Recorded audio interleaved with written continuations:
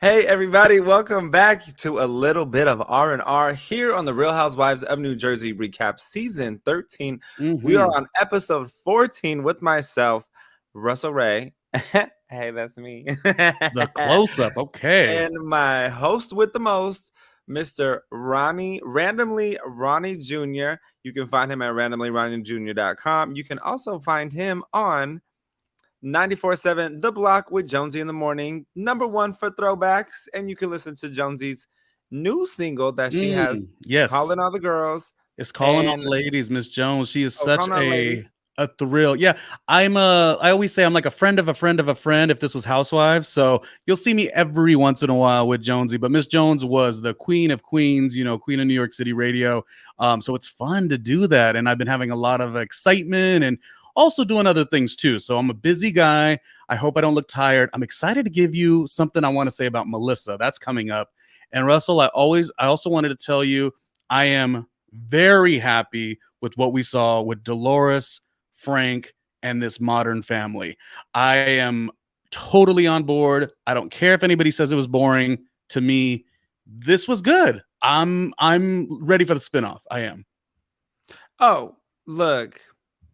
I am absolutely 100. Why am I like so peaking today? Hold on. I'm absolutely 100% on board with this spinoff. But in reality housewife news, Joe Gorga and Frank Catania are actually pitching their own show to Bravo that we could potentially see as soon as spring of 2024. That is from an inside source. Can't say who, but things are kind of looking up for Joe and Frank. What do you think about that? Well, listen, I think, sorry, I'm sending a text message to, I don't know, Andy Cohen. No, I don't know. I think that it is a good idea to pitch as many shows as possible because like they're trying to find where everything lands. Bravo is where the big shows would go. And then Peacock was where Peacock streaming is where Miami went, but now there's a flip. Miami's now going to come back to Bravo. So I think if you were like somebody like Candy Burris, especially, just pitch all the shows and hopefully one of them will land. These guys are top tier. A lot of the other franchises try to do it. Unfortunately, no one really hits as hard as the Jersey guys. So I would like to see more. You said from who? From Joe Gorga and Frank Catania. I feel like we need a little bit more than just them, but I'm still interested to see what it is. It's their show. They're going to be the ones who are spearheading this. They're going to be the ones that are going to be center of attention of this. I don't know what anybody else who will be on the cast, but also if the people didn't know, let's tell the people we are coming to you from the East Coast because let me tell you, there's nothing that's going to stop us from bringing you a show. I don't care where I'm at. Ronnie does not care where he's at. Ronnie is actually up in New York, in the Empire State, Concrete Jungle, and Russell Ray is here in Nashville working on some projects.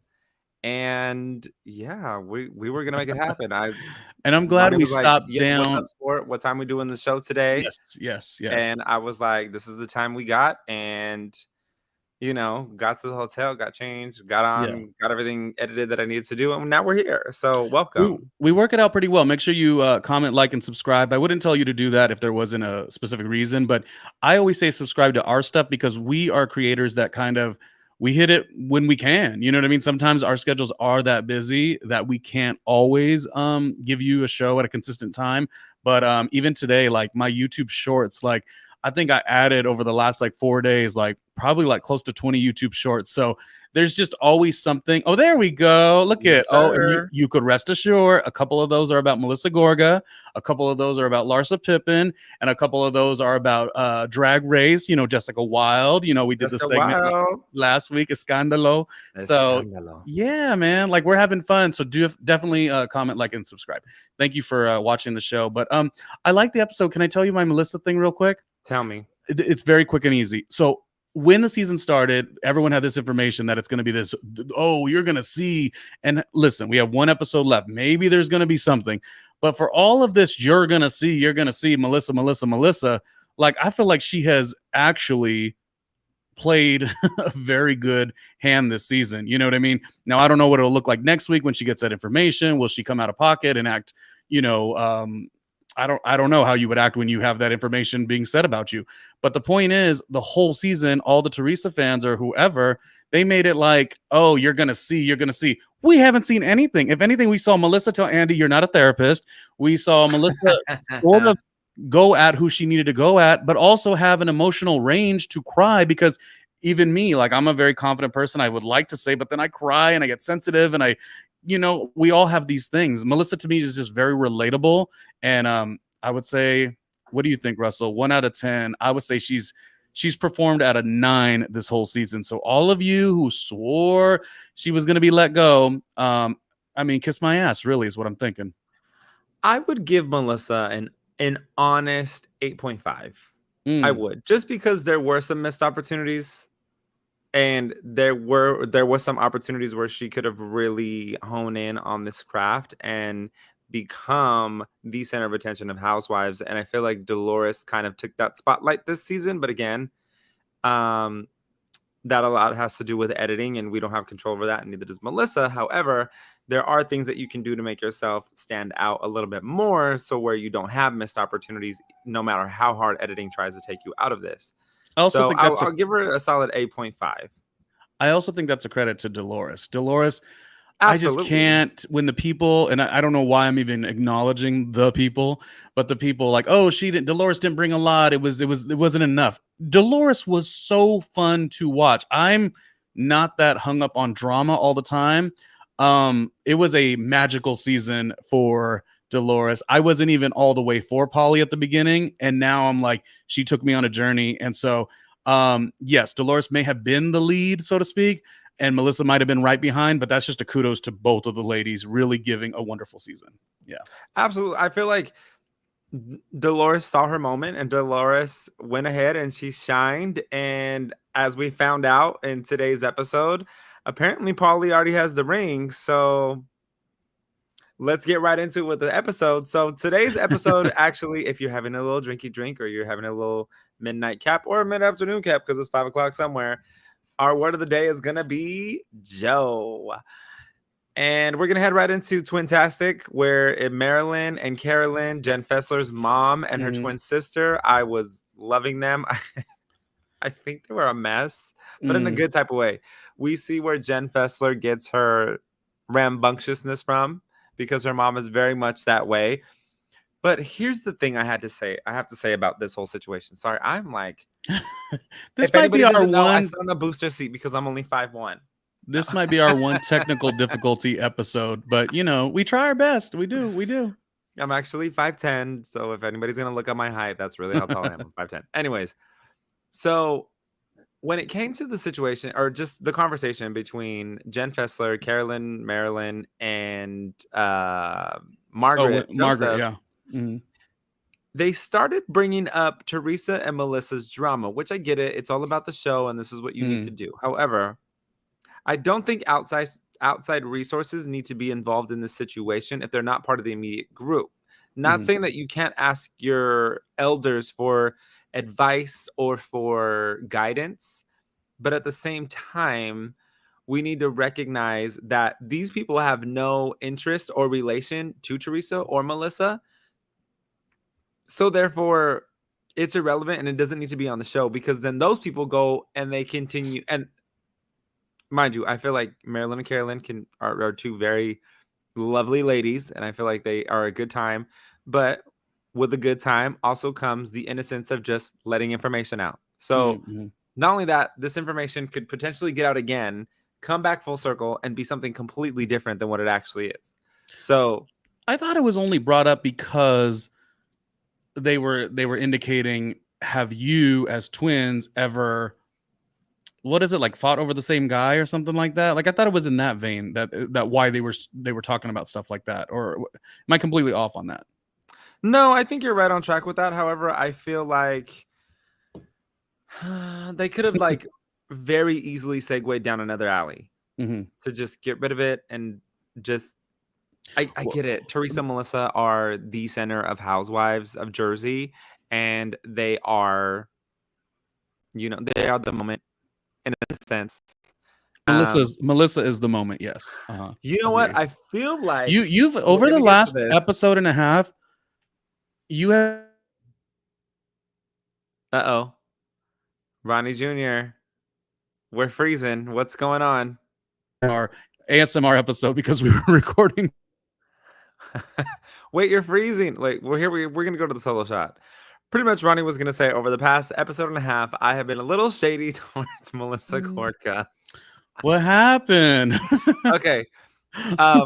Tell the people what you were gonna say. I don't know what's going on with again. Ronnie and I are in different locations. We're not at home. We Yeah. are bringing you the show. We're bringing you the live show from the areas that we're at. So, with that being said, sometimes Wi-Fi isn't as dependable as we would like it to be because it's not the network that we might have signed up for. However, very true. we're Very still making true. it happen.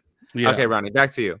No, I was just saying you were being very fair, and I like that because I try my best to do that. I will honestly say that I have not a bias towards Melissa. I just really haven't really seen reason to look so deep into her errors or whatever. I feel like she's been having a really good season, but I think that was very valuable last week. You were willing to say that you think you said something along the lines that you feel like both the Melissa and Joe side and the Teresa and Louis side, they're doing this game for the camera to evoke sympathy.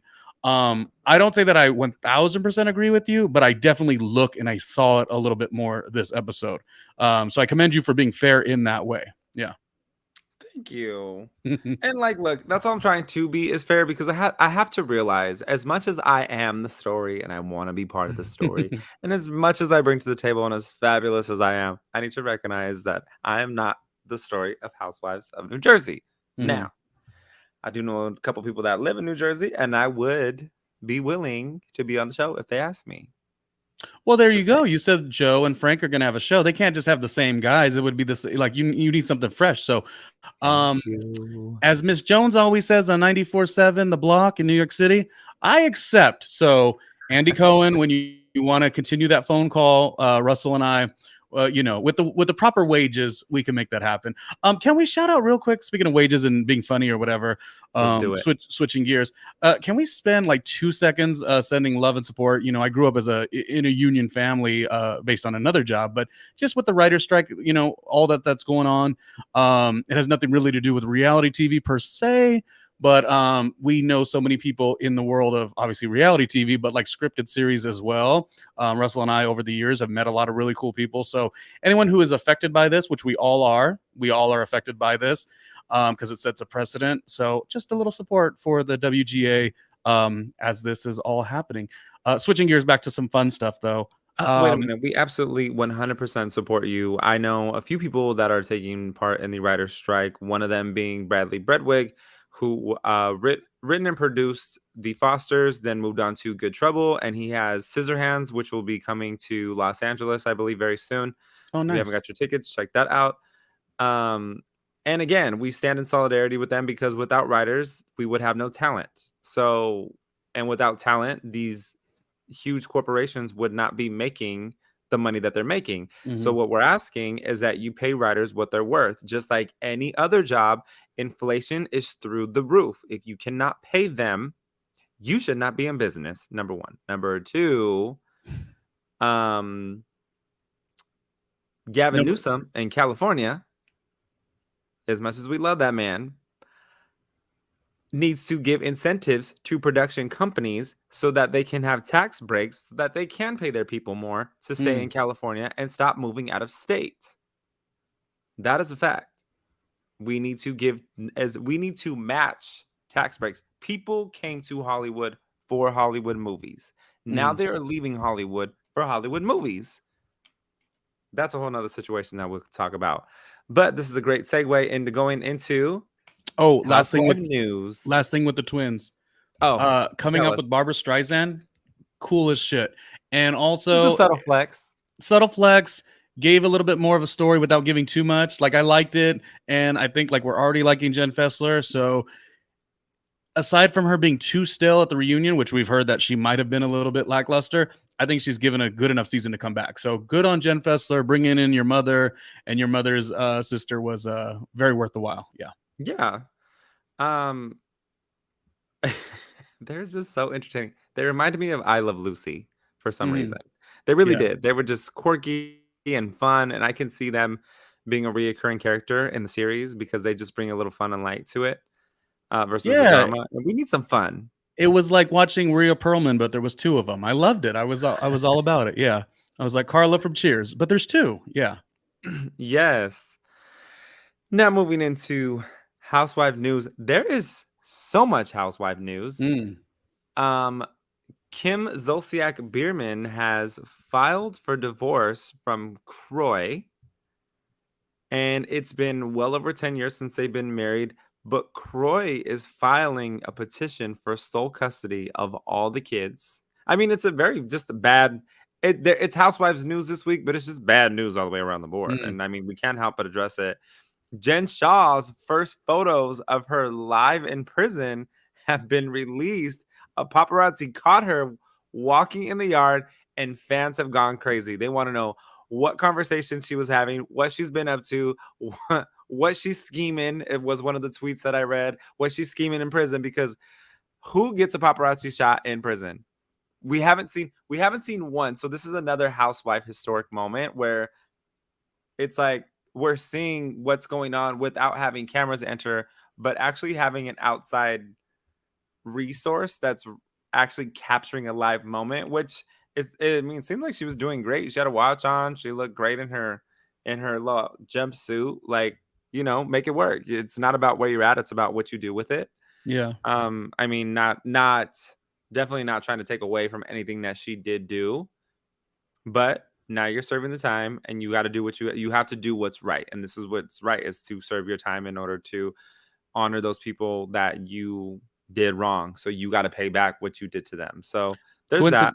Coincidentally, also, I guess, I mean, Salt Lake City has been really tough to watch the last couple seasons, but I believe the cast also went on a international cast trip, which they've not been able to do because of Mm. Jen over the last couple of years. So maybe that'll spice things up. I mean, on one hand, it's like, is the show going to be as good without Jen's stuff? But on the other hand, you gotta move on. So In good news, I forgot there is good news. In good news, the Real Housewives of Beverly Hills have been spotted in Spain on their cast trip filming, which I found very exciting. I love Spain. Most of the time, I'm in Spain, but just minus the S. So what the? Okay, and that's just on a this daily dad basis. joke is brought to you by Insane. Is that what you're saying? Okay, Insane in the Membrane. Got it. Go. Oh my god! Now we're really dating ourselves. We're very well. I'm older than you. I always say I am an 80s baby, so I'm over 40. So deal with it. And this metabolism, though it's giving me a little bit of trouble, I think I like myself. So what? Look, Ronnie, you are about to come out on top because Mhm. you are not a bottom. Oh, wow! Wow! What is happening here? The whole kit and caboodle right there. Okay. Well, I don't know what just happened, but now we're just talking about I'm on a roll. I'm a little what's on the delirious. grinder profile. I don't know what's happening, but okay.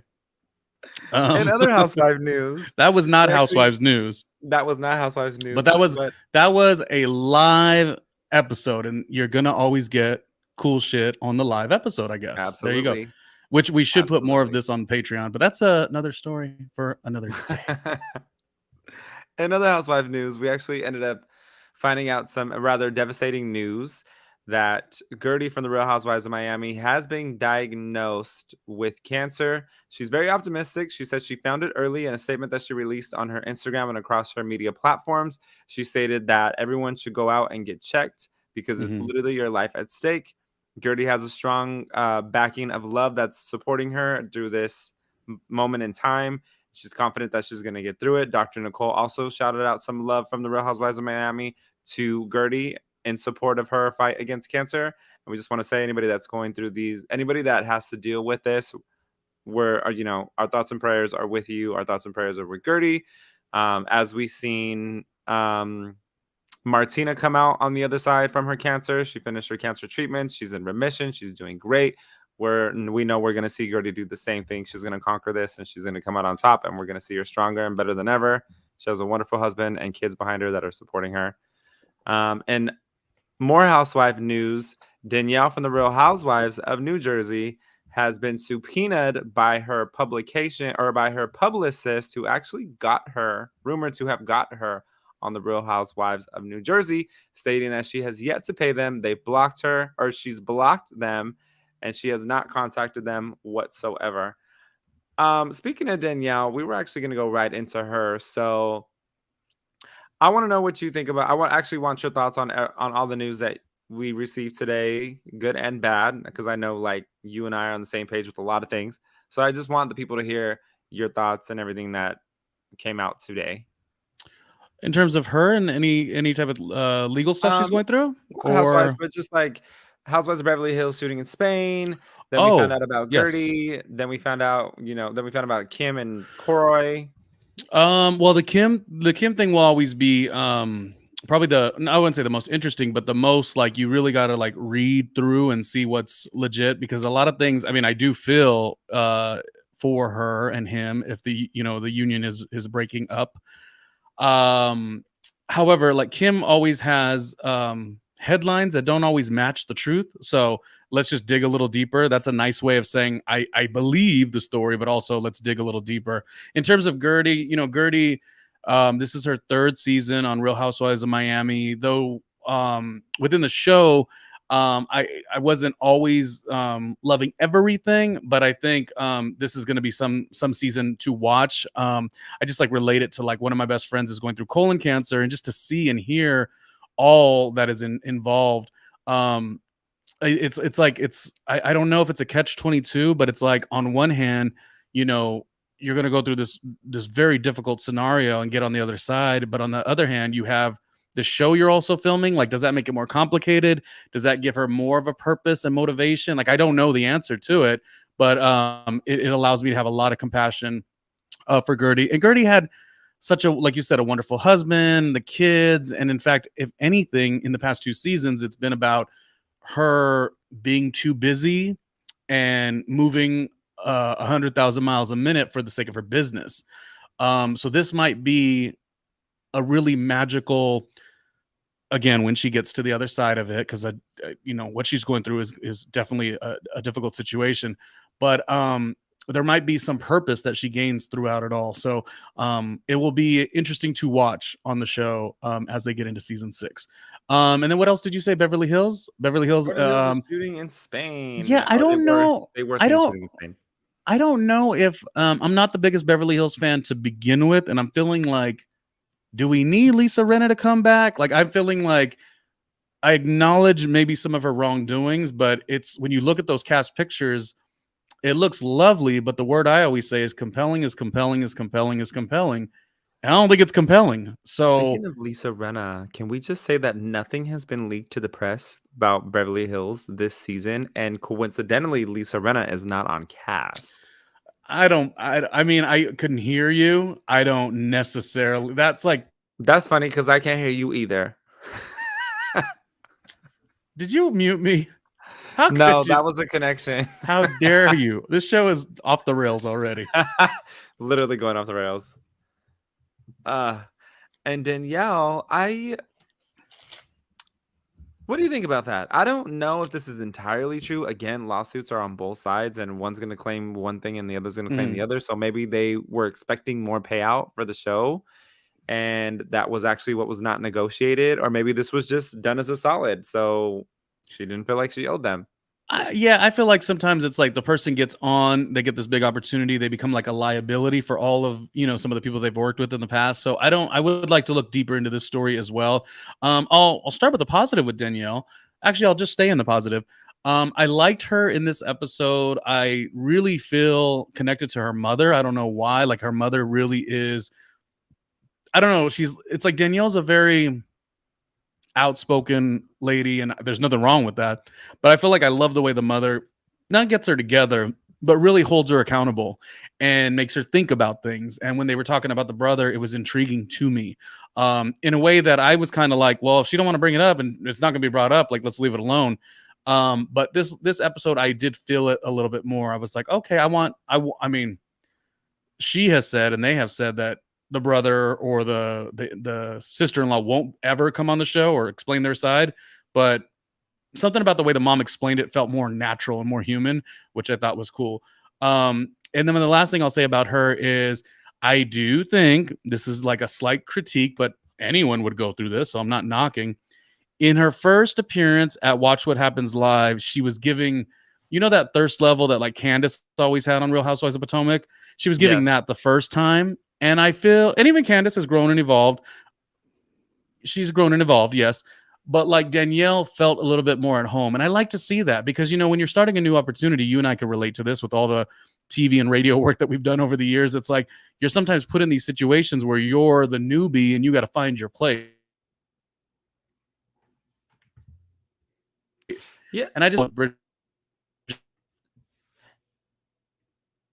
Yeah, look, you got to find your place on Housewives. Like, these are established individuals who have been doing this for seasons. I mean, we have Melissa, we have Teresa, and they've been filming together for 10 years. So you're right. You have to find your place and you have to establish yourself in order to make your place. And not only that, but you have to be differentiated from the rest of the cast. That way you bring something special and new, or we know in housewife history, you don't last and you get moved on and passed over. And then you have 3 or 4 other people on standby that have already submitted tapes that the network is ready to bring in just in case someone drops the ball, they lose someone to scandal. Like, we've lost a few housewives to scandals. So you're right. Thank you. I like being right. You're wrong. I don't like being wrong. I'm always like, are you sure? let me convey a different side of it. Oh man, and we're not even playing a game yet, and I'm already getting the buzzer. Damn it, man. Anyway. Ding ding ding ding. Oh, I miss our games. We're gonna have one coming very soon. I've been working on a couple, but like as we know, you and I have both been traveling so much. So Yeah.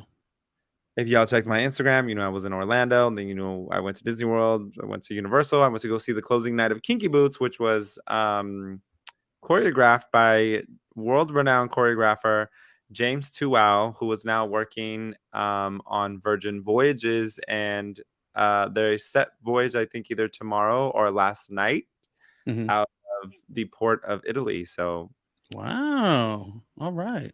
back to Danielle. I did want to talk about I was surprised to hear, which I think it was been addressed in the episode before or episodes prior, that Danielle's brother actually cut the mom off as well, because the mom has taken, according to Danielle's side, and so therefore they're not part of the little girl's life, which is her brother's daughter, which is the niece and the granddaughter. Like, they're not part of that life. I cannot imagine being a grandma and being X'd out of my grandchild's life, let alone, it's already tough anyways for historically, especially like in our culture. Historically, you're always closer to the maternal grandmother side or to the maternal side of the family opposed to the paternal side of the family. So that's already kind of a given of they are going to be closer with his wife's family because that's just how it goes. And so, like, not only is there that, but now there's this whole issue between him and Danielle. But at the same time, like, you're really going to cut your mother off for calling you out and doing what a parent is supposed to do. Again, we don't know the whole story, but that's kind of where it's at. And Well, yeah, and I felt like that's why I was saying a second ago how like it felt more human, with Danielle, she is, and there's nothing wrong with being loud, but like she is so loud, so you miss the key points. So there's something that does alarm me. It's like, well, if the mother's going through something like that, like I'm not saying the mother has to have an accountability, she should take accountability, but how did that happen? Like, was it intentional on her end? Did she continue to brush up on the son and say, you need to make it right? And he finally said, screw that, and sever the tie with her. Like, I would like to know that. Like, is the mother giving us this warmth, but does she have a feisty side to her opinions too? And again, nothing wrong with that, but it just makes me wonder, like, who's at fault, I guess. When you add that extra component outside of just Danielle, who is going to get a little excited about things, it makes me wonder a lot more. So unfortunately, this just becomes a thing that we all want to see. And maybe that was, I don't know. I don't know. But I think Danielle's third season, fourth season, like we need a resolve on this. Don't you think? I think so too, but I also I wouldn't put it past them offering Danielle's brother a spot on the show in order to get the story out. Even not even as a full character, but as a partial character. And I feel like that's such a hard opportunity to pass up. So even if they're not speaking, I feel like he could potentially take this because this is an opportunity for your kids. This is an opportunity for your wife. This is an opportunity for yourself. You can, even though he would be a secondary character and the focus would be on his wife, it would still add a dynamic to the show that is very similar and familiar to the fan base. So therefore they would latch onto it because we've seen this happen with Teresa when she was still married to Joe, when Danielle Staub brought up her when she asked Teresa, did you acknowledge your nephew? And Teresa got upset. So we can very much see this could turn into a typecast that if Teresa or Melissa left, Danielle's sister-in-law can very much well step into the picture because they already have a shoe-in for her being on the show. Now, well, if Danielle Danielle will keeps stay and resign, we don't know. Oh gosh, she would love to stay and resign. I don't think Danielle wants to go at all. And maybe that's part of the maneuvering that she is doing. Like every time it's being asked, she's like, "Oh no, my sister-in-law, she would never go on the show. My brother, he would never." Like maybe that's all part of it. You know what I mean? What happens between the seasons?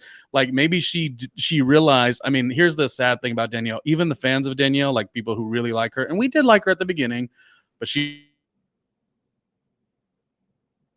fortunately, this is the most exciting thing from Danielle. So that hard 1000%, no, they will not. When you got the television and the money that comes with, I mean, there are family members, I won't go into detail, that I know who've not, but if a project or an opportunity came, you know, and it's not about, here's the difference.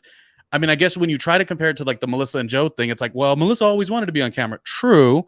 But also, you know, people that limelight is hard to pass up, I guess I would say. So it is. And let me just tell you, when I had my show on the Peacock Network that you can find, come on with the when I flex. landed it, when I landed my show, Create the Escape, as the designer and host of Create the Escape on Peacock TV that you can catch now, that's streaming. I will tell you, people came out of the woodwork. Family members came out of the woodwork to, I don't know if they wanted to latch on, if they wanted to start building a relationship. They hadn't spoken to me in 12, 15 years. I was working at Budweiser at the time, and I ran into one of my family members at the store that I was a salesman at for Budweiser, and I said hello, and they didn't acknowledge me. They actually walked past me, and I did this 3 times until I finally said, you know what? I'm not going to do this anymore. But all of a sudden, when I got this TV show, they're so excited for me. They reached out to me. They sent me like oodles and oodles of love. And I will say, like, I appreciate any type of love that comes my way, any type of love and positivity that comes my way. I take that all in. I appreciate it. But at the end of the day, you have to know where you lie, because I've already tried to give you love and it wasn't there. So now that you're trying to give it back, like, I accept it, but you're okay where you're at and you're going to stay there. So you're right. That limelight is hard to pass up. And I do believe that they would jump all over that if they had the opportunity. And I don't even think when people latch on, I don't even think it's about them remembering how they weren't there for you on other opportunities. It's almost about curiosity more than anything. So that's why I said you don't have to have it in your mind like, well, what if Danielle's a ham? She wants to be on camera. You know, Danielle's quite clear about that, you know, from her MTV appearance, and she moved to LA to become an actress and all these things. So we get that. I guess here would be a great example. I think I could say this for your family as well, but I'll just say it for mine. Like, I'm the only one in my immediate family who does this kind of thing. But like, my brother's funny as all can be. He's worked a blue collar job, but don't think if I got on and I got an opportunity, not going against me, but I'm saying what would make you not want to do something fun like this? You know what I mean? Yeah. Maybe some people actually wouldn't, but I would say that a lot of people are just into the curiosity. And you're right, they latch onto when the success comes. So Danielle's hard stance about absolutely not. I feel like somebody might even tell her like, we're not bringing you back on until we get to the bottom of this. So I think the goalpost will change. I'm not saying that's bad on Danielle's part. She's generally okay. She just didn't match up to Rachel Fuda, in my opinion. And I can't believe I'm saying that. But Rachel has been consistent. She's dry as dirt. And I mean that in a good way. I love that kind of person. Yeah, but out of the newbies, they both brought it. Yes, they did. But Rachel was a little more entertaining, in my opinion. I think she was too. And Rachel actually brought some heartfelt moments to the show, wanting to adopt John Fuda's oldest son, because she's raised him since the time she was 23, and that's the first time that they met, and his mom is not in the picture. And she gave us kind of every side of her that she has to offer. She gave us the side that's going to defend her and her own. She gave us the side that's going to defend her friendships. She gave us the side that's going to defend herself, who's also going to be a good Did it go away? Did it go away? Did the computer freeze?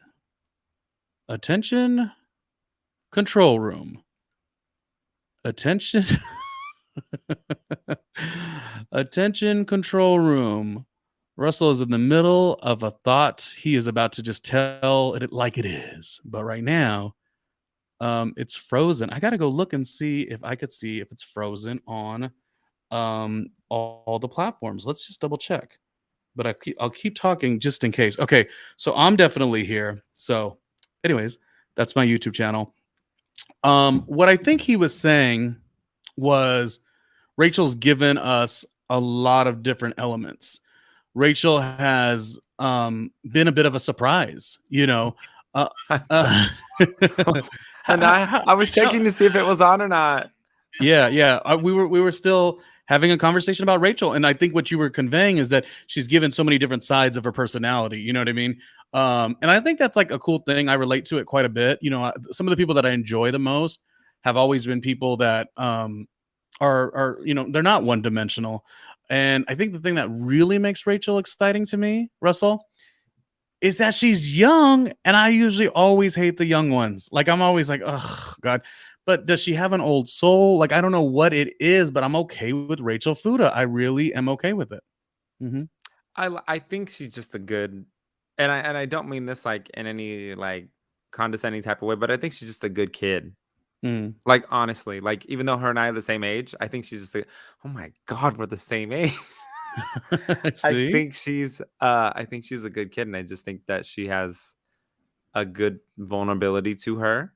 Mm-hmm. And she's going through the motions of life of the same things that I'm going to and going through, and it's very relatable because we've all been here. You've been here, you know what I mean? Mm. Like even though you're 2 years older than me, like it's very much like right there. So Can I say something that I understand it's a TV show, but I didn't really love when a lot of people made it like, oh, she's developing this thing with the son for a storyline. I'm like, there's just sometimes things that go on. You know what I mean? Like, I don't it's like people overuse the word storyline, and they've never even like been on television. They've never segment produced. How do you know? You know what I mean? Like sometimes it literally is the pre-interviews that go on before the season, all the things that you're going through, and it's how the show wants to cover it. This was obviously a big story, so they were going to cover it. What I think though is that I most specifically enjoyed the scene because, Rachel is going to convey the scene for the most part. She's going to drive the conversation. She's going to say what she feels, and this is what I want.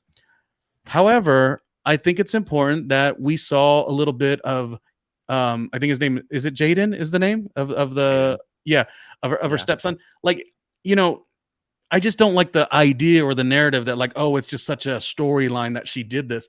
How do you know if she was 23? I think it was what she said when she first got with John, And John had a small, I guess I don't know how old the kid would have been at the time, but like, how do you not know that this is part of their lives? You know what I mean? And I thought she shared it well, but above that, he was a little nervous, the kid, the 16-year-old. But I felt like he really was into it too. And he was like, no, I want you to be that legal guardian. You know what I mean? I mean, these Yeah. things are very important, So before we judge and say, oh, storyline, like, I don't know, when you say that, you convey that she's not being sincere. And why would somebody who's been with this kid, John's first child, in their lives for so long, why would they not want to make this an official thing? But I just didn't like the narrative that I'd hear, like, oh, if she really cared, she would have done it years ago. I mean, I don't know. Who knows? Like, let her do it. It's still a magical moment. And the thing is, and I'll stop here, Russell, Mm-hmm. this is still a relatable thing because people Very, do get into these mixed families and where you very. stand within that. And I really loved the way she said, I mean, maybe this could have been for television, but I like the way she said, tell me if I'm overstepping, if I'm this, if I'm that. But she wasn't. And you could just tell with John and with Rachel, they both were talking in a way where they would like indicate, they're like, oh, well, mom says this or mom that. And they were talking about Rachel, because again, they've been so paramount in each other's lives. It's something that I would never know how to handle. Like if I dated somebody and we got married and they had a little 8-year-old or something like that, I don't know how that would Mm-hmm. be. I don't know. I think it is Yeah. a bit of a challenge. So the fact that it became a beautiful moment, let's not shit on that. It's just all I'm saying. Yeah. Yeah. I also think there's something to be said too about our system of why is it not okay to have um full guardianship of a child that you raise? What, like, even if the custody was 50-50, I feel like Rachel should still have that entitlement of that 50%, the same as John does, where she can make calls Mhm. on behalf of the kid. So like, I just think that there's a better way to go. There's a better way to go about a lot in our society. Things should not be as hard as they are. Adoption should not be as hard as it is. Going into politics and talking about abortion should not, like, you should not be making a decision based on somebody else's body. Number one. Number two, if you are so much about saving children's lives, every single person that I see lobbying for abortion, I mean, against abortion, has no adopted children.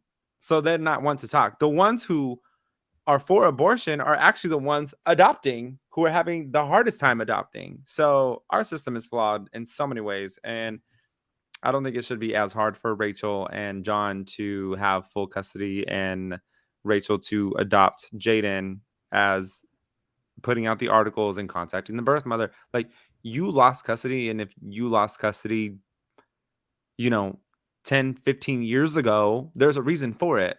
And I Mhm. did do some digging, but I also Yeah, don't want to badmouth the person. exactly. It's it's Um, it's it's where said and her life done. went. Yeah, and like Yes. I'm the same. I'm not And going on TikTok to you're removed from dig. the Mhm. situation. You're not even a Yeah. part of it I anymore. think So just ultimately, like, yeah, and I think ultimately the thing that got me was more the emotion that it's not like the kid had ill feelings towards her, but the yeah, kid was like, well, wait, if she doesn't have custody, how can she, like, it was just such an honest question. So, yeah, if you're not a Rachel Fuda fan, then you probably like were like picking at it, nitpicking at the scene. But for me, I was very okay with it. And again, I have not done, if there's other information that's on TikTok, real in the deep, little situation. I don't know. I'm going off what we saw on the television show. I felt like it was honest, and I felt like it was a good thing because lots of people go through that. You know what I mean? So I yeah. felt like it was a good representation on the television show. I also thought it brought diversity and inclusion to the show as well, because I don't believe we've seen this before. We've seen stepchildren or bonus children, depending on how Yeah. you want to look at it, but Mhm. we've never seen a situation where someone is actually thoroughly trying to adopt someone that they've raised whose parent is still around. Yeah. Not necessarily involved, but just still around in general, like here on Earth. And so this also brings that inclusivity to those people who are watching the show, like, oh, wow, this person's like me. And I'm sure Danielle's inbox has been flooded with support and advice and, people that are just cheering her on in Yeah. this aspect, because there are things that you just can't help. And I've watched a situation like this personally where, you know, someone lost the custody of their kids because they just went down the wrong road. Mhm. And you have to remember when you're having a child that both of you are in this in the best interest for the child. So Mhm. whatever needs to be done for the child. That's why I hate when I see people who can't get over their feelings between each other. I don't like you, you don't like me. I'm going to try to strip the kids away from you. This is not about you not liking each other. This is about what's in the best interest of your kid. If both of you are equally there for your kid and love your kid, then you both need to get over yourselves and make this make this happen. I can tell you so many people who don't even have a picture with both parents smiling, and the parents can't get over it, and it's been 15 plus years. Well, it's They can't probably get over easier it said and than be done, happy for their though. child. It's probably easier said than done. I mean, I get what you're saying, but it's probably Yeah. really, really difficult to get to that place. One last thing. But you don't even need to get to like a best friend, like Frank and Dolores type place. You just Mm, need to get to the place where if your child says, "Oh my gosh, I just graduated high school. Oh my gosh, I just became a lawyer. Oh my gosh, I just became a doctor." I want both of my parents to stand next to me and smile because they're proud of me, not well, because that's of the anything thing. they have to do with each other. If you're the kid, would you want that? I don't know that I would want that. I mean, it's easier, I didn't have that scenario, but yeah, Yeah. I don't know that I would want, like, I mean, I don't know. But I guess that is something that kids would still want. This is my birth mother. This is my birth father, or the one, the one that raised me. The Yeah. last thing I was going to say about all this is, while on one hand, these stories are less fun and exciting as like, I'm going to call you a rat or whatever, or you got an arsenal. Do you notice how when we have the scenes, Russell, where it's like Rad and Arsenal and all these things, there's not a lot to dive into because it's like people performing on television. Jennifer Aiden, it's her performing on television. But these scenes that feel more real, where you have to like check yourself and say, "Wow, if a camera was put on me and then my family got to be involved in some way somehow, what would that look like?" And this is why Danielle's story is working, or at least intriguing, versus the "you're a rat" that didn't really go anywhere. It was fun. It was like fluff, I guess, for the show. Not fluff, but it was buzzy. But and then Rachel with the adoption, and even Jennifer Aiden with what she was doing for her brother, and the great storytelling that I just feel like I'm so glad we're seeing a little bit more of that. In order for these shows to work, in my opinion, I'm not the network executive, but the way that they work, you have to give us something that feels more like a human versus just, like I said, Rat, Arsenal, I talk to Laura, Melissa's in the back of the car. All of that feels very like you're performing, because Mhm. these women have to do this for the sake of the show. But I like these personal stories quite a bit. Yeah, I really do. So do I. It actually rounds out the show itself, and it allows for us to have these conversations. And it's important that we get back to a place, just as people in general, that we can have nuanced conversations like this. Because it seems like more often than less in today's time, if you don't 100% agree with me, then we have a problem. And it's like, no, this is how we grow as individuals, and this is how we expand our minds. Is we have these nuanced conversations where you and I can have differences of opinion, but also draw the same conclusion on how we're going to get there. And just like you and I had, we kind of had different approaches when it came to Danielle and John and the situation that they're going through. And we both had the same information, and we both agree on everything. We both agree on the fact of like, let's not dig farther into this because there's no need to shed light on something that's already like, it's already just, Well, and it's out of the listen, picture. It's out of the moment. It's not even, it's irrelevant Russell, to the conversation. also finalizing this, it's the sincerity of this kid's experience. You know what I mean? Yeah. So before we are just going to be these messy commentators, like, Yeah. where I really care is about Rachel's aspect with this, John's aspect with this, the Yes. child's aspect with this, and even Yes. I guess the birth mothers I will acknowledge. But so I'm not one of the, and you're not either, with these commentators that are just digging for all this mess. And it's like, okay, if you do that, great, but you also have to own, like, how much sincerity do you have for the scenario at hand? And so I don't want to sound like we're like the greatest of people, but we are. But we're also not, we're not TMZ, and we're not Wendy Williams. Mhm. You know what I mean? Coming for Wendy? Oh goodness. I will say there would be no entertainment news outlets if it wasn't for Wendy. but I like that certain networks took a positive spin to it and brought it where, like, we want to tell your story. We want to tell you about, we want to talk about, your limelight moments. We want to do these things. We don't want to dig up your dirt, because here's the thing. People don't want to relive the past. Even though Oprah Winfrey has always said the truth will set you free. Yeah. Sometimes you don't need the entire truth to come out, because you're such in a good place. You're such in a good place and you're doing good things, and all bringing up the past is going to do is drag you down. Sometimes there are some times where it'll uplift you and allow yourself to relate to other people in an even deeper and special way. But there's also those moments where it can be left behind and never mentioned again, because it's just so tragic and emotional or just draining that it doesn't need to be brought up. Yeah. What else from the episode stood out to you? Modern Family Dolores. Oh, this was my meat and potatoes. I loved it so much. I loved it because we don't really back and forth with it. Really? Was it boring to you? Yeah. It wasn't boring. Oh, God, I liked it. Let me hear your thoughts on it first, and I'll give you mine. I'll just give you a couple quick thoughts. I felt like some spark notes from you and use it.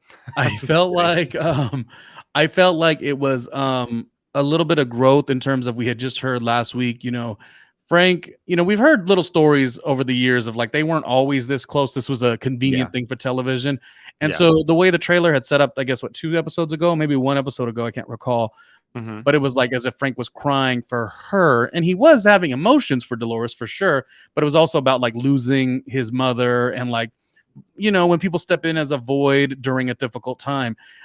So I felt like this kind of finalized that and completed that story and gave a little bit of growth for Frank, so we didn't have to be mad at him, because it was so easy for us to be mad. It was like, our beloved Dolores, we want the best for her. Frank, get out of the way.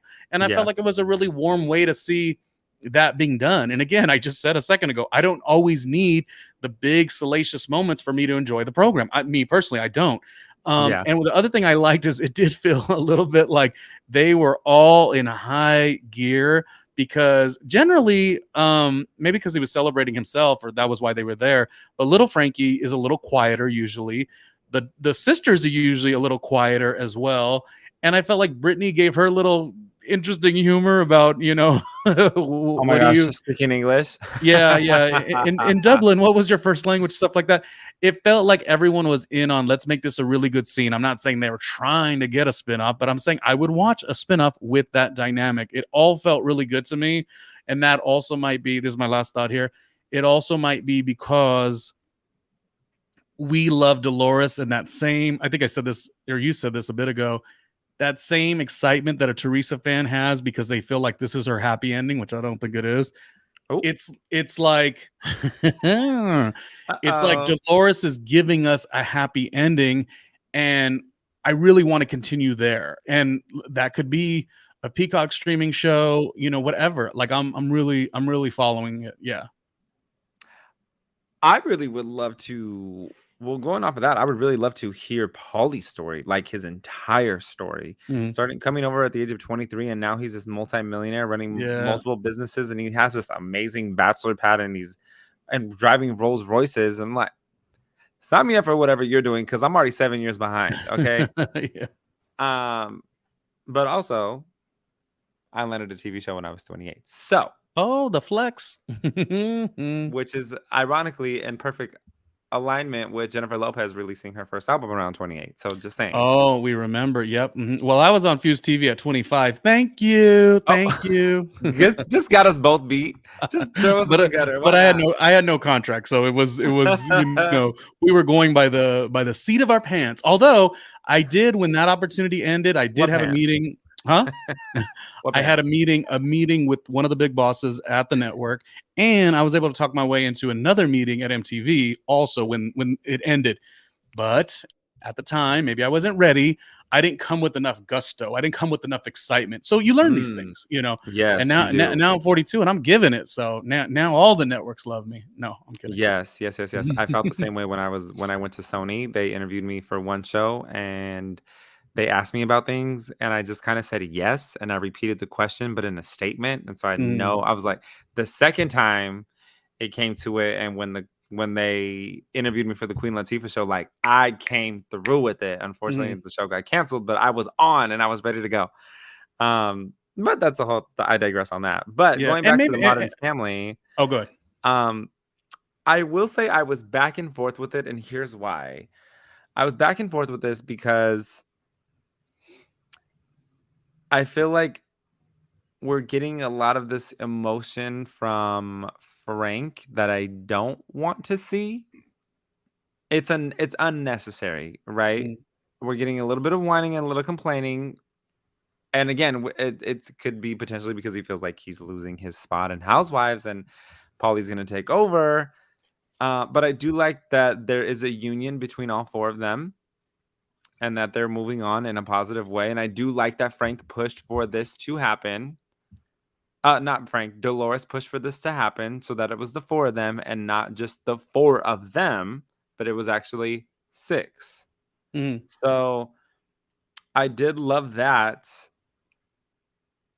I also liked a little bit that Frank was kind of engaging with Paulie, and I like that Paulie was engaging back because we all know during the reunion, Frank said he looked like Buzz Lightyear, Paulie. So I feel like Paulie should dress like Buzz Lightyear for Halloween, and I would think that would be so cute.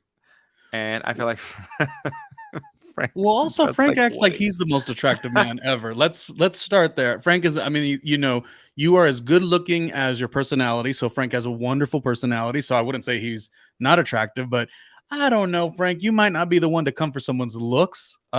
Is where I'll leave it. Yeah. Oh, uh, true. Very, very, very true. But again, like, I mean, what ex doesn't say that their ex's new spouse is Oh, ugly? it's You know what I mean? that. I think Oh, it's so just a thing. You have to do it. it's like you. It's like Dolores. You had this, and now you have that. Oh, you are so perceptive. Perceptive. Yes, perceptive. Yes. Yeah. So I think it's just brought up just to like bust the chops. But Mhm. and here's another thing too with Frank is like it was it's hard when you have a connection to disassociate yourself and rebuild yourself and then come back as completely different people because you have to grow together because you have children together. Mhm. So in our case, in our situation, you know, you and I, if we break up with someone, there's Mhm. no kids in the picture. So we Mm. can cut them off for 6 to 8 a year, 6 to 8 months a year and really kind of get to know ourselves again and then come back into the picture like and then bust each other's chops like, you know what? Yeah.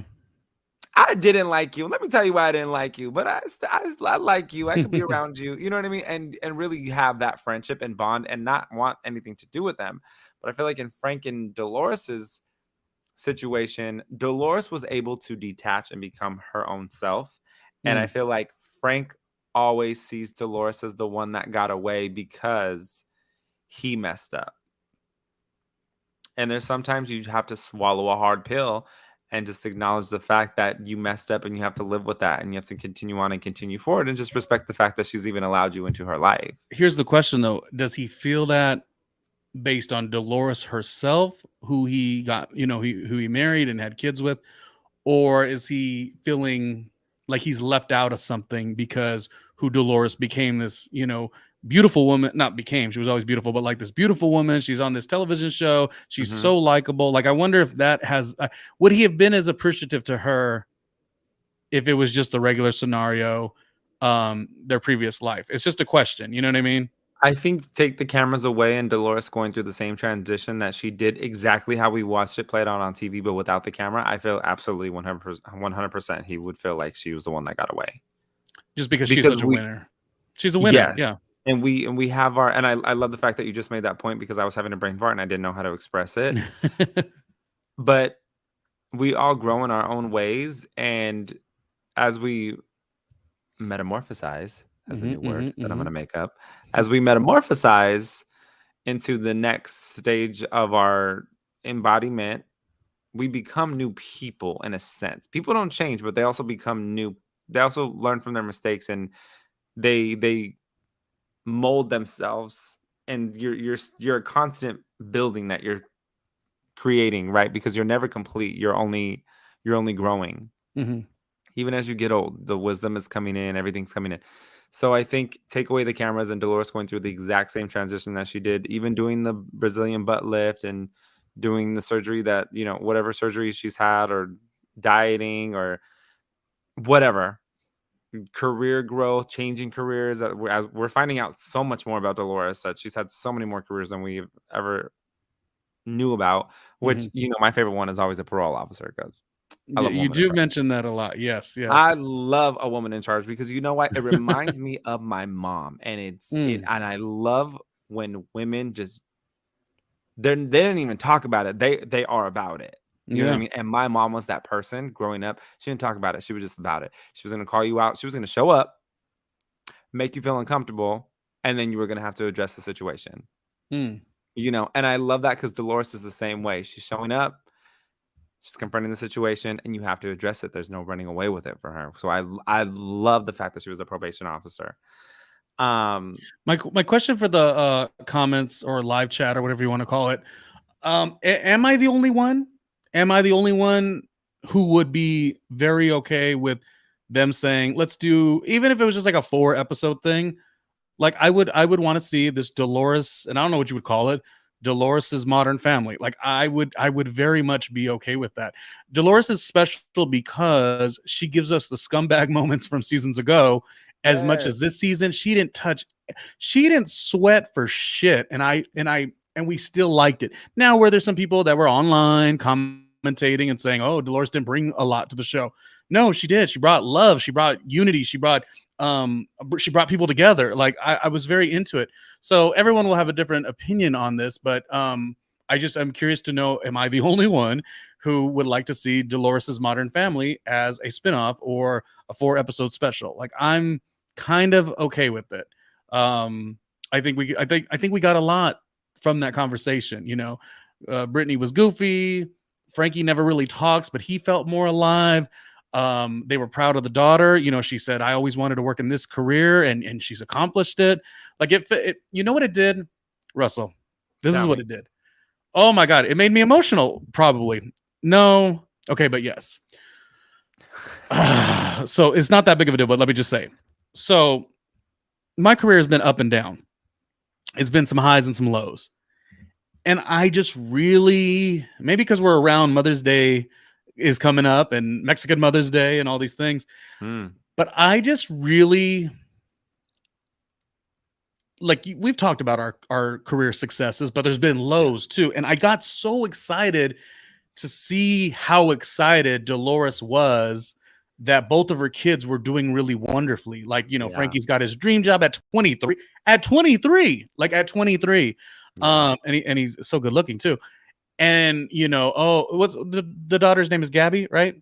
Yeah. And so the pride that Frank had it too, but the pride that she had with her kids, it made me connect. It made me say, Ronnie, when something goes wrong, yes, cry over spilled milk for a moment just to get it out of your system, but sack up and let's fucking go.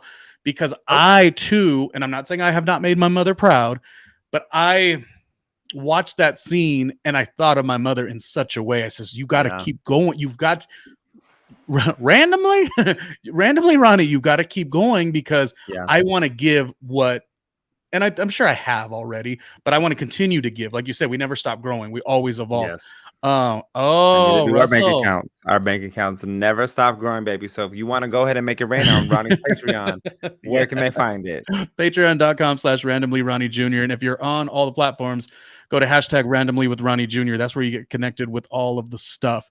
I guess that's what it was, because it didn't rain with me. Slip into my DMs and just send me After Cash, because I'm not. You are not gonna Venmo me, because I already know how some of you little scammers work. You got to send me the cold hard cash straight to my phone. You are a nasty, nasty boy. You're talking about the DMs. And that is on Robin Hood Had a Little Lamb. Okay. Yes. Oh, 2 other housewives-ish news that we could jump into. Andy Cohen's book was published, so that's definitely something exciting.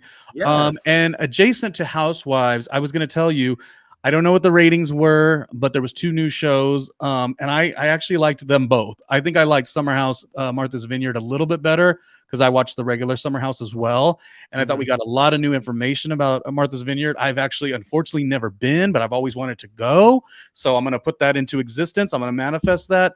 And then you had a show called Dancing Queen, which was, what was good about this is age was nothing but a number. It was like some of these women, I'm not saying they were past their prime or anything like that, but they were of a certain age and they were, devoting their whole life to this career, this passion. And it was done in a really good way. So 2 new series on Bravo that I liked, which were Summer House, Martha's Vineyard, and Dancing Queen. And maybe it's the start of Bravo giving different type of storytelling. You know what I mean? Bravo has been doing the same thing for a long time. So it's kind of nice to shake it up a little. Yeah. Oh, dude, let me tell you, all we need, look, Ronnie Jr., look. Okay, I'm listening. We already got the connections at Peacock. All we need is for the things to move in the right direction, because what the people don't know, and let me just tell you, and here's an exclusive. Housewife, hold on. Let me just make this little banner real quick. We are live updates on the show. Okay. The control room. Hello, control room. Listen, we got to do it because we've had a couple like stalled moments, but here's a little R&R exclusive. Ronnie and I came up with 3 pitch decks before we came live. 3 pitch deck show ideas that are genius and will just rock your world. So let me tell you, we're not sleeping, okay? We're just, when the moment comes, we are hitting it out the gate and we're taking off. It's like when they said, if you stay ready, you don't have to get ready. We really adopted that. And a lot of times, it's like all of these shows, like it takes a while to get pushed out. The show takes a while to get there. So the fact that we've got, I wouldn't even just call them shows, we've got other ideas as well. And they're all sort of kind of coming together. And like you, with your connection, like I said, with Peacock streaming for Create the Escape, me with my connection with radio, 94.7 The Block with Miss Jones, like it's like a lot is moving and it feels really good. And the thing that I feel proud about is that we consistently stayed on this path. We said, we're at the very least going to recap the entire Real Housewives of Miami. And that became so fun that we said, let's take it to Jersey. Just a quick note, since we must talk about it. The premiere of Real Housewives of Atlanta did happen. My icon, Kenya Moore, she did not disappoint. Yes. And I think it was a little growth from last season. Candy showed up in a real way. Candy's husband, Todd, has always had that like, oh, you're riding on her coattails, which I don't necessarily believe, because that almost is rooted in like, you can't let the woman succeed or be the breadwinner. Like it's kind of like a little misogynistic, actually, if you really break it down. So I like that we saw Todd was like really busy with work and Candy was kind of trying to still create that family unit, but he was still trying to create his success. Like it was a pretty good, I don't know, put in the comments if you agree. Housewives of Atlanta, the premiere actually was in the right direction. Yeah, I liked it. I have my reservations about, here's the thing. And you know what? Oh, wait, I'm pressing the wrong buttons here. You just want the close up again, please. It was the hazel eyes. Come on, close up again, please. Okay, back to you. I'm dead. I'm so done with you. Thank you, Ronnie, for joining the show with me by myself. It's been a long for the rest of the night. It's been a long. I've been up since, oh Jesus, how long have I been up? I've been up since 2:00 this morning. So you're welcome, everybody. Look. And I'm such a mess. I need to take a shower and like get this dirt off me. Anyways, what I would like to see, going back to the Modern Family thing, is I would actually love to see a Dolores wedding special. Oh, yeah. Yeah. I would love to see a Dolores wedding special. And I think Dolores has the potential to make this happen and have it a 3-part series. Yeah, I'm with that. She could do the bachelorette party, the rehearsal dinner, wedding day, or 4-part honeymoon. I was gonna say you add Ireland in that too. Yeah, I mean nobody wants to admit it, but she's damn near the star of the show, and that's not knocking Melissa or Teresa. I've been saying that since the 2nd episode of this season. You've been consistent with that. You've always really rocked with her. Yes, you have, and she's been great. I love Dolores. Yeah. Does she feel? I'm not gonna put words in your mouth, but doesn't she feel like we know her? Like she's the one that we feel like we have. Like I don't want to call anyone an archetype on the show, but like I feel like we know somebody who represents like Dolores. I Baby, don't know. I don't know Dolores what that follows is. me. Okay, good. Dolores has been following me for like 5 years now. Okay. Like she knows me. She got me out of jail one time. No. Oh my goodness. Another R&R exclusive. Our not exclusive, baby. Oh She my said, "You know gosh. what? I'm gonna be your probation officer," and then she wrote me off, and she got all my tickets written off. Okay, Um, well. no, just Well, kidding. well, well. But as we wrap up today's, which we didn't really talk about Melissa and Teresa that much this episode, which I actually like, Mhm. because it gives the other ladies a little bit of time to shine, because we haven't really focused on Jen Fessler and we haven't focused on Danielle, and um Yeah. Jen Aiden actually did something really sweet, was get her brother's apartment all set Mhm. up, and she got her brother a really good apartment. So shout out to Jen Aiden as well. But what I really want to talk about is we are one step closer to the reunion, and the reunion looks have dropped. Mm. This is Jen Aiden, which beautiful, giving Middle Eastern goddess with this dress. I think it pays tribute to her culture. It color looks great on her. I love the sleeve, like the see-through sleeve. I love everything. I love the embellishments on it. Just everything about it. Like Jen did that with this dress. She really did. You know, Jen is not my favorite watch on the show, but even without the plastic surgery, and of course she has changed her look, and you know, the glow up is real.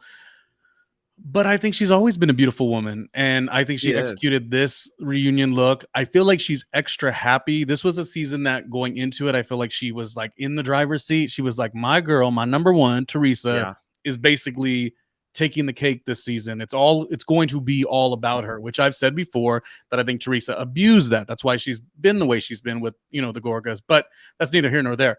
So I feel like on one hand, this look represents kind of like Jen's success. You know, a lot of times she goes into these reunions um saying the most asinine things, and you know, she just looks almost disheveled like they've mentioned. But this time she didn't. She looked like a goddess. So we always got to keep it funky and keep it real. We'll call out certain things, but yeah, the woman looks gorgeous. She really, really does. And it's been nice. She shared a lot with what she goes through with Bill. Maybe too much within the therapy, but this was a good completion to her season. Yeah. It was. And here, I also want to pay tribute to the Bravo Insider. Like these photos did come from the Bravo Insider, so we do want to give credit where credit is due. Let's move on to our girl, Oh, can I Dolores say, Washington. Oh my gosh. okay, as Jesse Consopoulos used to say from Full House, have mercy. I mean, She this looks is, stunning. She is aging backwards. and this is to say, we just said some wonderful, wonderful, wonderful things about Jen. And it's not like I'm comparing. That's the thing. We are not in the business of dividing these women. You know what I mean? Like she looks beautiful. Like She Dolores does. really it's the color of the, I mean, it's what color would you, is that like a lavender? Close to a lavender? Yeah. No, it's like a Um periwinkle. okay. Well, see, you know fashion more than I. So there you go. And I like how tight it is, of course. And then, you know, how it opens up at the bottom.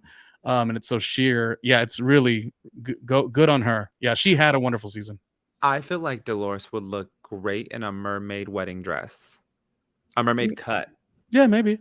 because it would really accent the things that she wants accented. Just like this is somewhat of a mermaid cut in itself right here. It just a mermaid cut would be a little bit lower, close to the mid shin, and then it would start to flare out. But this is very close to that. And next on the list is Danielle. I think, oh my gosh, every single one of these ladies is serving for this reunion. And Danielle, what a marvelous first reunion look. She's given a little bit of Winifred here with the velvet, the purple velvet, even though Mhm. Winifred wears green. But I I love it. I think she knocked it out the park. She looks great. She's giving Angelina Jolie with her leg. She's giving Ashley Graham with the hands on the waist and the model-esque look. I mean, she killed this. Oh, And shout out to Ashley I'm Graham. Yes. I'm curious to know if any one of these women or if they all had the same stylist, or if they hired individual stylists, because we always know that there's a theme. So like the Real Housewives of Miami reunion this year was James Bond.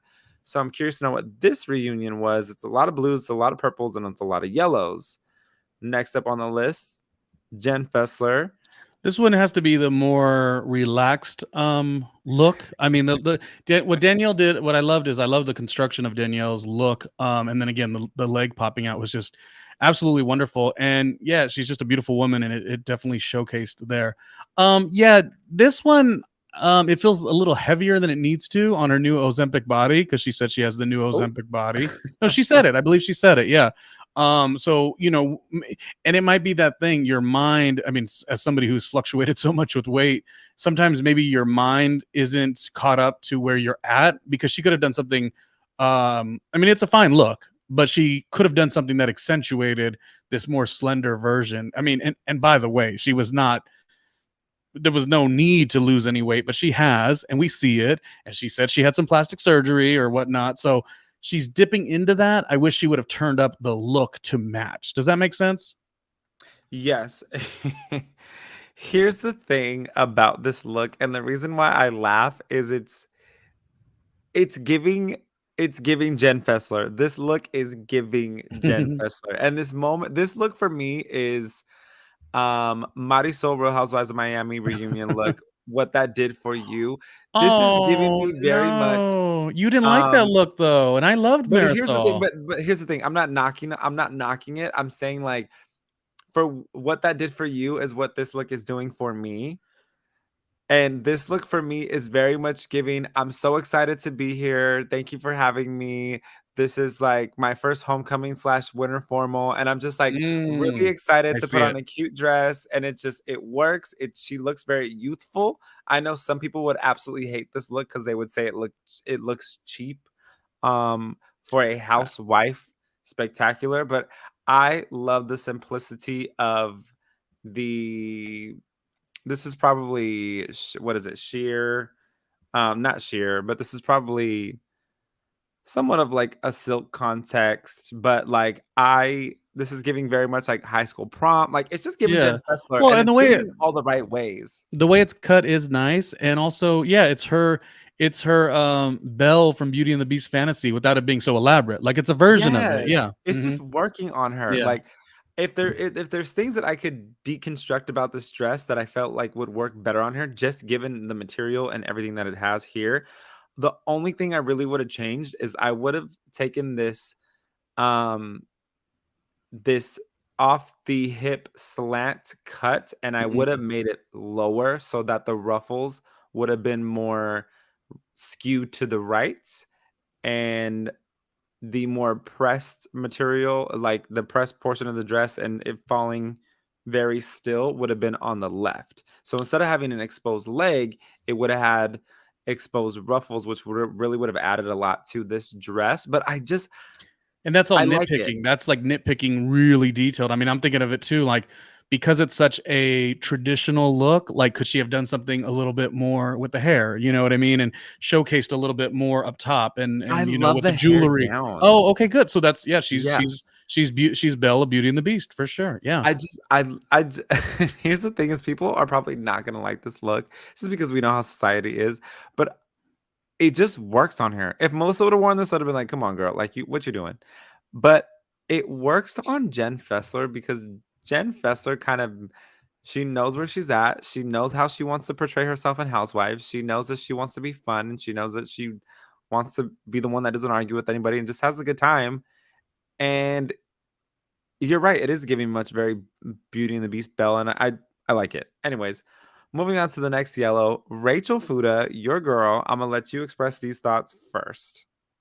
Only because we're being like super critical, but then again, look the way I dress. I don't dress for shit either. And not saying she didn't dress for shit. I'm just saying I love her so much. She performs so wonderful in the season. It's great, and I love the hair. So like I said, I love to always see up top and the clavicle and everything of that nature. But there is something that is not the greatest with the way this is cut. But I mean, I'm still rating it quite high. But this would be, of what we've seen so far, I'd love to see another option. That's all. I I'm saying Well, This and was also, can I add giving. one more thing? We need to see more because it's always hard to tell with just a photo, one photo. We've seen a Mhm. lot of people who are like, "Oh wow, that looks horrible," and in real life or when we see on the show, it looks way different, and vice versa of that as well. So this actually might be wonderful, but yeah, I would have liked to see something else. Maybe I don't even I know if would they, have yeah. I would have liked to see Rachel standing here. I would. I would have liked both of them to have the same background because I here's the thing, I love Rachel's look, but the background is too busy and it takes away from the dress itself. It's giving Bridgerton meets, meets the local dive bar, which there's nothing wrong with, but it didn't allow this backdrop that she's standing against didn't allow to accentuate, show off the dress, even though she looks great, but she gets lost within the chaos of the back of the bottles and the stained glass and the designs of the woodwork and craftsmanship on the bar. So there's that. But besides that, like when you actually see this dress, you're going to be floored about how gorgeous it is because it looks great on her and it actually really accentuates her body. I wish she would have had a straight on look because it really would have done her justice, but I mean, this look is great. And last but not least, can I get a drum roll, please, for our Mm-mm. two Oh, last two. standouts? Oh, okay. Oh, Oh, but is that a? That's not a drum roll. That's not a drum roll either. actually, let's It's been a long. actually It's been a get long day. it is, but let's go ahead and get a round of applause for this. Come on, people, clap it up. Hmm.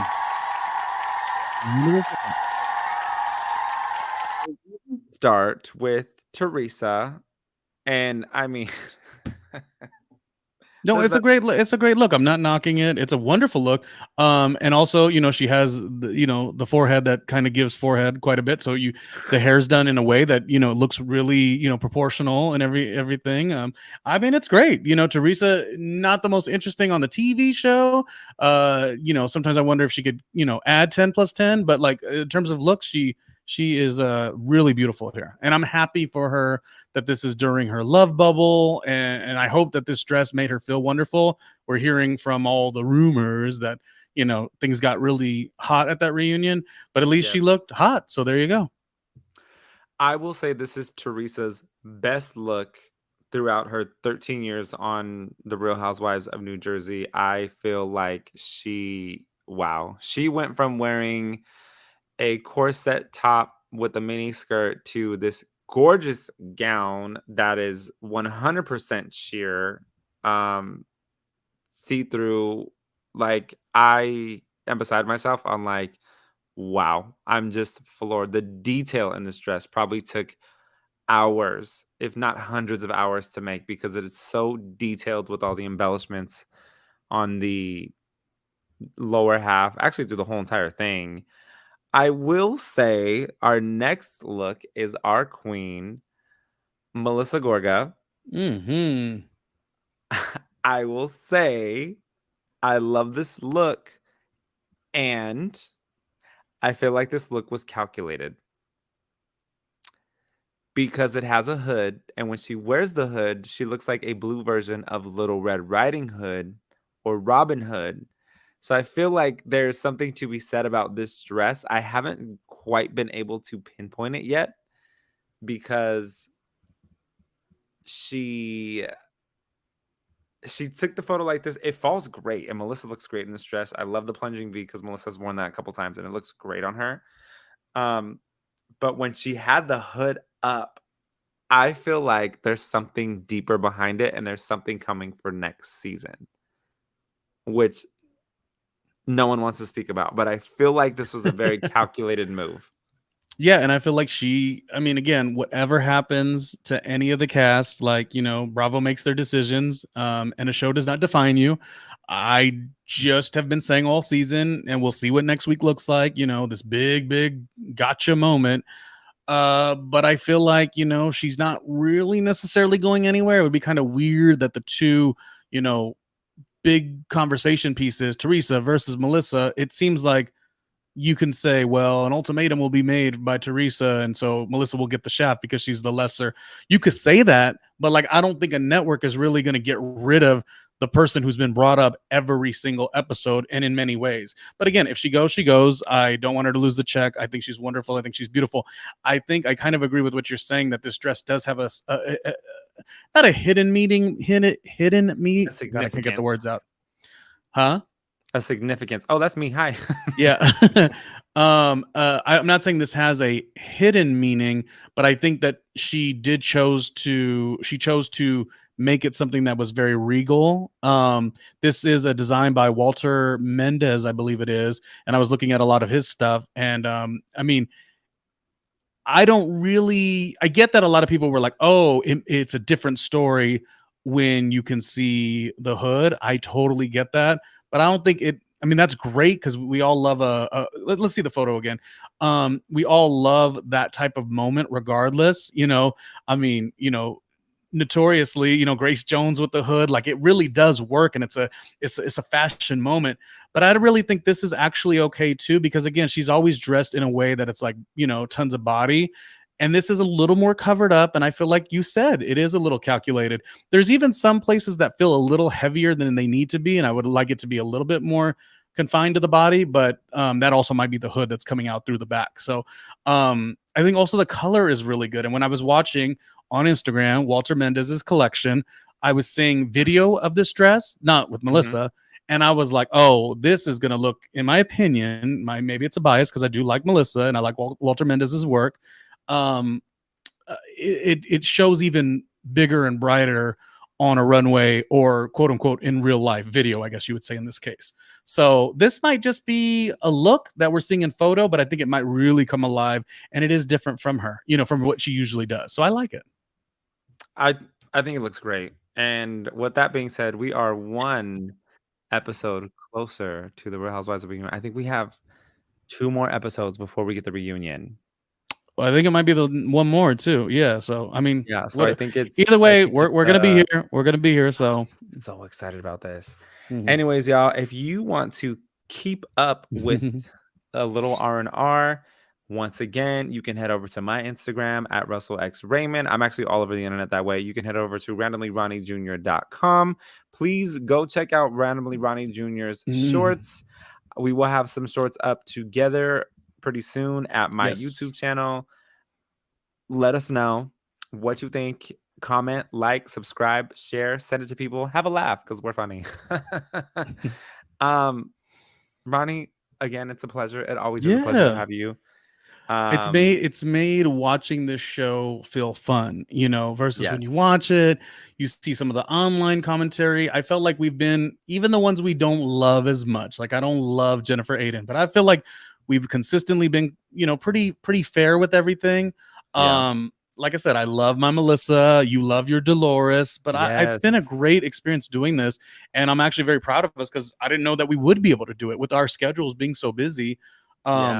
I was a little like, wow, we just finished Miami. Can we continue? And now I'm like, hello, Russell. What else are we gonna do? Because I'm not stopping. We've been traveling so much too. We're not stopping. Getting it done. Yeah. So. I know next Wednesday I think I'm going to be in DC at that time. So, but we're going to find a way because these Jersey girls are really exciting, and Housewives is changing and growing. And I feel like there's, I always say this, and I not always this kind, but I'll say there's 10,000 people that are recapping these shows. And for whatever reason, if you landed on this one, I just say thank you, because a lot of the other ones are wonderful, but people do similar things, and I feel like we have something that is different. It is a little special. Even the marketing of a little R&R for Russell and Randomly Ronnie, it's like we're always in that branding and marketing stage. So I would like to think that you enjoy coming on this journey with us. So thank you. And with that being said, y'all, catch us here next week on the Real Housewives of New Jersey recap season 13, but that will be episode 15. Until then, keep it cool.